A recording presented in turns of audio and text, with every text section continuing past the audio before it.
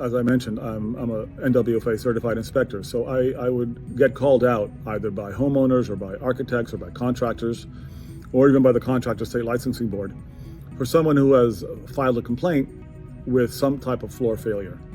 And the most common type of floor failure is cupping. That's where the edges of the boards rise and the floor forms a washboard effect. I was out at a specific job site where it was a substantial 1,500 square foot installation in a home in Marin County, and the entire floor was cupped. And it's extremely important to acclimate your floors.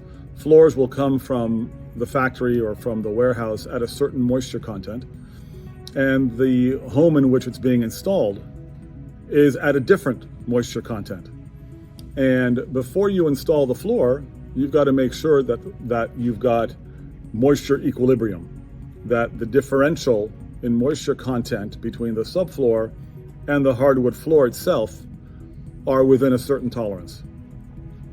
And if that tolerance isn't met within probably a 3-month period, you'll see some type of issue. And most of the time the issue is cupping. And it can be severe if the moisture differential was very far apart, and it can be minor if the moisture differential was not perfectly dialed in, but just far enough apart to cause a problem. The industry on a wide plank floor only wants a 2-point differential between the subfloor and the hardwood itself. And in narrower boards, they want a 4-point differential. And it doesn't seem like much, but it's not easy to achieve. And in order really to achieve that, you have to have proper heat in the home, or AC, or the floor needs to be in an environment in which it's going to live. You can't install your floor and then all of a sudden 2 months later turn on the heat and expect nothing to happen. The floor had acclimated to a certain humidity, to a certain moisture content, and the homeowner, by turning on the heat, changed all that, and the floor reacts to that somehow, some way, whether it's again going to cup or shrink. So this client had a floor that was 1,500 square feet. It was all cupped.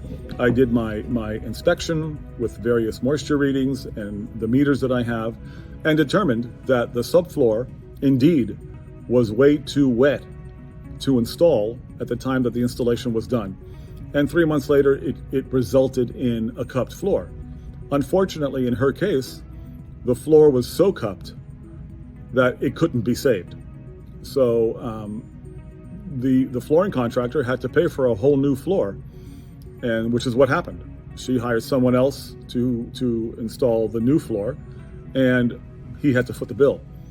So it's very important that moisture content and equilibrium be achieved on a job site. And this has happened many times. This is probably my most common call of failure, is cupping in a floor. So you got to be careful.